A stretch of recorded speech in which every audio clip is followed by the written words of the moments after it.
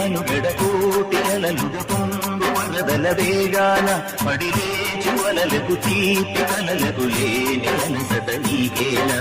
నల్ల నల్ల నెడలోన ఎల్ల కిల్ల పడ్డట్టున్న అల్లు మల్లు ఆకాశాల చుక్కలు అమ్మాయంటి జాబిల్లమ్మ అబ్బాయంటి సూర్యుడమ్మ ఇంటి దీపాలంట దిక్కులు ఎవరికి పాడే